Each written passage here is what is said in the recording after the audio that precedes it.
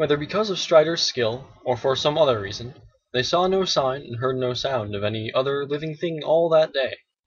Neither two-footed except birds, nor four-footed except one fox and a few squirrels.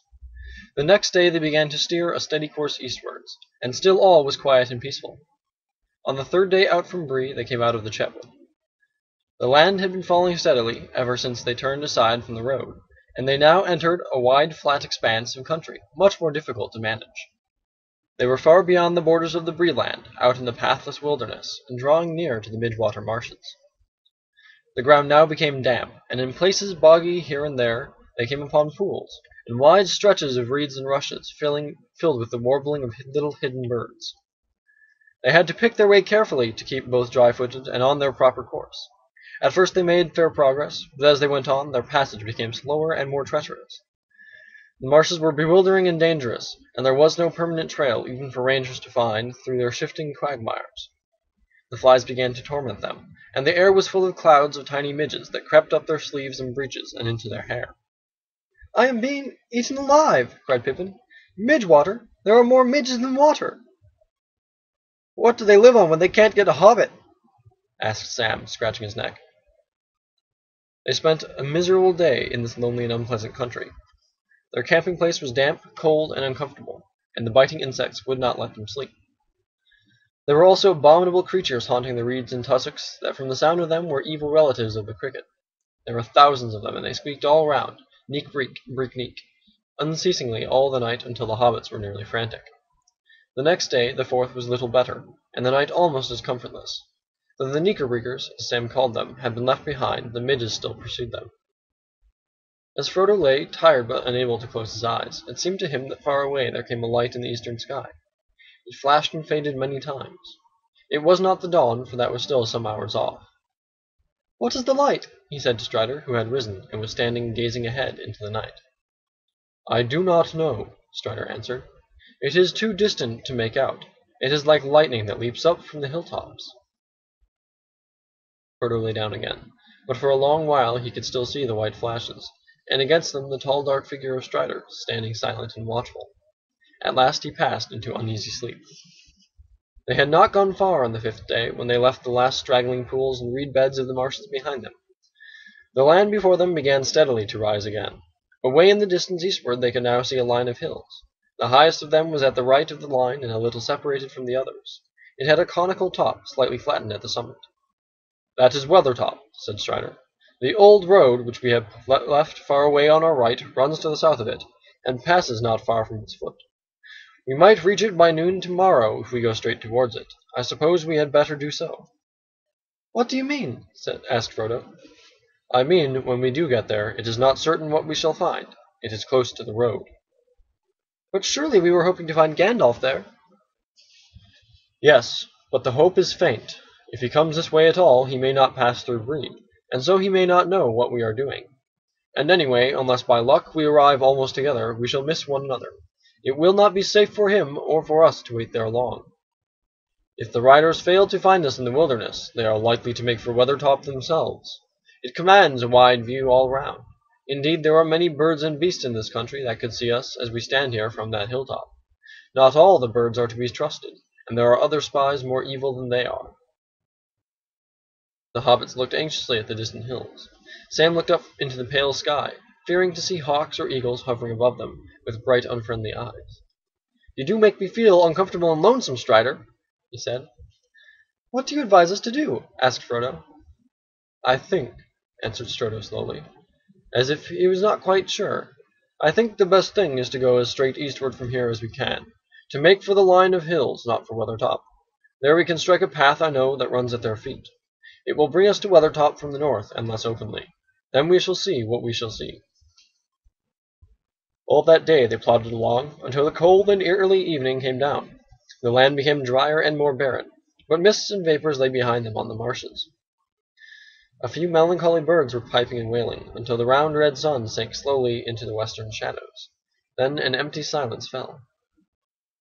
The hobbits thought of the soft light of sunset, glancing through the cheerful windows of Bag End far away. At the day's end they came to a stream that wandered down from the hills to lose itself in a stagnant marshland. and they went up along its banks while the light lasted. It was already night when at last they halted and made their camp under some stunted alder trees by the shores of the stream. Ahead there loomed now against the dusky sky the bleak and treeless backs of the hills. That night they set a watch, and Strider, it seemed, did not sleep at all. The moon was waxing, and in the early night hours a cold grey light lay on the land. Next morning they set out again soon after sunrise. There was a frost in the air, and the sky was a pale clear blue. The hobbits felt refreshed, as if they had had a night of unbroken sleep. Already they were getting used to much walking on short commons, shorter at any rate than what in the Shire they would have thought barely enough to keep them on their legs. Pippin declared that Frodo was looking twice the hobbit that he had been. "Very odd," said Frodo, tightening his belt, "considering that there is actually a good deal less of me. I hope the thinning process will not go on indefinitely, or I shall become a wraith." "Do not speak of such things," said Strider quickly, and with surprising earnestness. The hills drew nearer. They made an undulating ridge, often rising almost to 1,000 feet, and here and there falling again to low clefts or passes leading into the eastern land beyond. Along the crest on the ridge the hobbits could see what looked to be the remains of green-grown walls and dikes, and in the clefts there still stood the ruins of old works of stone. By night they had reached the feet of the westward slopes, and there they camped. It was the night of the 5th of October, and they were 6 days out from Bree. In the morning they found, for the first time since they had left the Chetwood, a track plain to see. They turned right and followed it southwards. It ran cunningly, taking a line that seemed chosen so as to keep as much hidden as possible from the view both of the hilltops above and of the flats to the west. It dived into dells and hugged steep banks, and where it passed over flatter and more open ground on either side of it there were lines of large boulders and hewn stones that screened the travellers almost like a hedge. "I wonder who made this path and what for," said Merry, as they walked along one of these avenues, where the stones were unusually large and closely set. "I am not sure that I like it. It has rather a barrow-whitish look. Is there any barrow on Weathertop?" "No, there is no barrow on Weathertop, nor on any of these hills," answered Strider. "The men of the West did not live here, though in their latter days they defended the hills for a while against the evil that came out of Angmar. This path was made to serve the forts along the walls, but long before, in the first days of the North Kingdom, they built a great watchtower on Weathertop. Amonsul they called it. It was burned and broken, and nothing now remains of it but a tumbled ring, like a rough crown on the old hill's head. Yet once it was tall and fair. It is told that Elendil stood there watching for the coming of Gil-galad out of the west, in the days of the last alliance." The hobbits gazed at Strider. It seemed that he was learned in old lore as well as in the ways of the wild. "Who was Gil-galad?" asked Merry, but Strider did not answer, and seemed to be lost in thought. Suddenly a low voice murmured, "Gil-galad was an elven king, of him the harpers sadly sing, the last whose realm was fair and free between the mountains and the sea. His sword was long, his lance was keen, his shining helm afar was seen, the countless stars of heaven's field were mirrored in his silver shield. But long ago he rode away, and where he dwelleth none can say, for into darkness fell his star, in Mordor where the shadows are." The others turned in amazement, for the voice was Sam's. "Don't stop," said Merry. "It's all I know," stammered Sam, blushing. "I learned it from Mr. Bilbo when I was a lad. He used to tell me tales like that, knowing how I was always one for hearing about elves. It was Mr. Bilbo who taught me my letters. He was mighty book-learned, was dear old Mr. Bilbo, and he wrote poetry. He wrote what I have just said." "He did not make it up," said Strider. "It is part of the lay that is called the Fall of Gil-galad, which is in an ancient tongue. Bilbo must have translated it. I never knew that." "There was a lot more," said Sam. "All about Mordor. I didn't learn that part. It gave me the shivers. I never thought I should be going that way myself." "Going to Mordor?" cried Pippin. "I hope it won't come to that." "Do not speak that name so loudly," said Strider. It was already midday when they drew near the southern end of the path, and saw before them, in the pale clear light of the October sun, a grey-green bank, leading up like a bridge onto the northward slope of the hill. They decided to make for the top at once, while the daylight was broad. Concealment was no longer possible, and they could only hope that no enemy or spy was observing them. Nothing was to be seen moving on the hill. If Gandalf was anywhere about, there was no sign of him. On the western flank of Weathertop they found a sheltered hollow, at the bottom of which there was a bowl-shaped dell with grassy sides. There they left Sam and Pippin with the pony and their packs and luggage. The other three went on. After half an hour's plodding climb, Strider reached the crown of the hill. Frodo and Merry followed, tired and breathless. The last slope had been steep and rocky. On the top they found, as Strider had said, a wide ring of ancient stonework, now crumbling or covered with aging long grass. But in the center a cairn of broken stones had been piled. They were blackened as if with fire. About them the turf was burned to the roots, and all within the ring the grass was scorched and shriveled, as if flames had swept the hilltop, but there was no sign of any living thing. Standing upon the rim of the ruined circle, they saw all round below them a wide prospect, for the most part of lands empty and featureless, except for patches of woodland away to the south, beyond which they caught here and there the glint of distant water. Beneath them on the southern side there ran like a ribbon the old road, coming out of the west and winding up and down, until it faded behind a ridge of dark land to the east. Nothing was moving on it. Following its line eastward with their eyes, they saw the mountains. The nearer foothills were brown and somber, behind them stood taller shapes of gray, and behind those again were high white peaks glimmering among the clouds. "Well, here we are," said Merry, "and very cheerless and uninviting it looks. There is no water and no shelter, and no sign of Gandalf, but I don't blame him for not waiting, if he ever came here." "I wonder," said Strider, looking round thoughtfully. "Even if he was a day or two behind us at Bree, he could have arrived here first. He can ride very swiftly when need presses."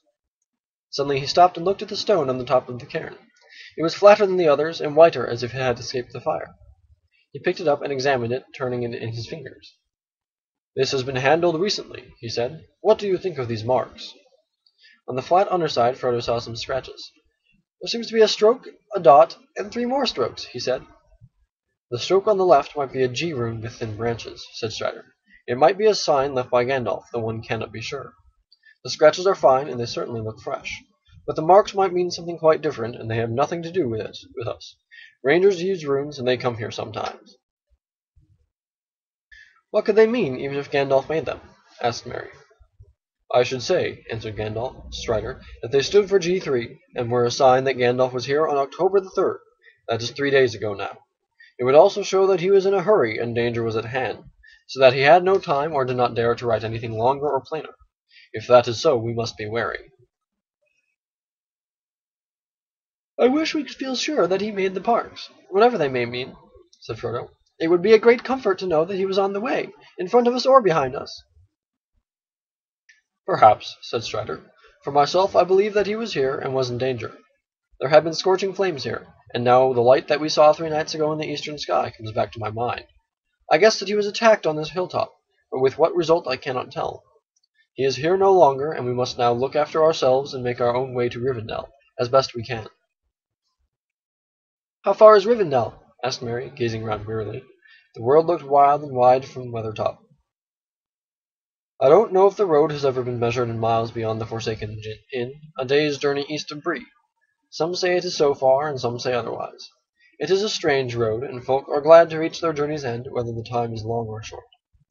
But I know how long it would take me on my own feet, with fair weather and no ill fortune. 12 days from here to the ford of Bruinen, where the road crosses the Loudwater that runs out of Rivendell. We have at least a fortnight's journey before us, for I do not think we shall be able to use the road." "A fortnight?" said Frodo. "A lot may happen in that time." "It may," said Strider. They stood for a while silent on the hilltop near its southward edge. In that lonely place Frodo for the first time fully realized his homelessness and danger. He wished bitterly that his fortune had left him in the quiet and beloved Shire. He stared down at the hateful road leading back westward to his home. Suddenly he was aware that 2 black specks were moving slowly along it, going westward. And looking again, he saw that 3 others were creeping eastward to meet them. He gave a cry and clutched Strider's arm. "Look," he said, pointing downwards. At once Strider flung himself on the ground behind the ruined circle, pulling Frodo down beside him. Merry threw himself alongside. "What is it?" he whispered. "I do not know, but I fear the worst," answered Strider. Slowly they crawled up to the edge of the ring again, and peered through a cleft between 2 jagged stones. The light was no longer bright, for the clear morning had faded, and clouds creeping out of the east had now overtaken the sun as it began to go down. They could all see the black specks, but neither Frodo nor Merry could make out their shapes for certain. Yet something told them that there, far below, were black riders assembling on the road behind the foot of the hill. "Yes," said Strider, whose keener sight left him no doubt. "The enemy is here." Hastily they crept away and slipped down the north side of the hill to find their companions.